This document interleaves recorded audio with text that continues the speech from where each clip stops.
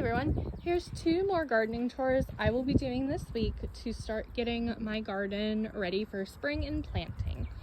So the first is, as you can see my little pea dancing over here, starting to harden off the seeds. So these guys were given to me in a seed swap, and from my understanding they've only been inside their entire lives, no wind, a little bit of perfect sun, etc.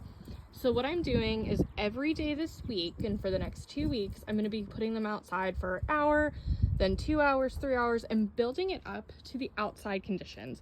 Outside is not perfect like we have our indoor conditions.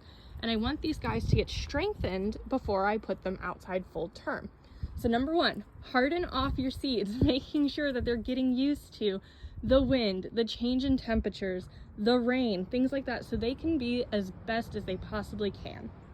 And number 2, anything that's been outside this entire time, so the lilac, for example, while it is beautiful, it used a lot of energy over the fall and winter and into spring.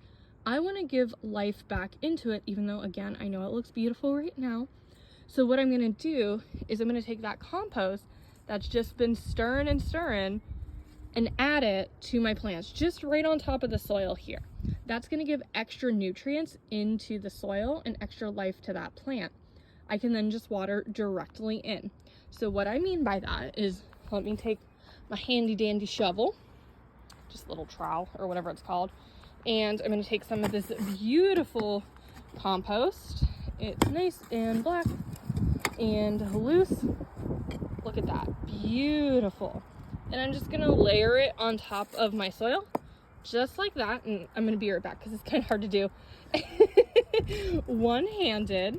There's one thing I forgot to mention to do. Before you start adding compost to some of your plants, make sure that you're weeding these out.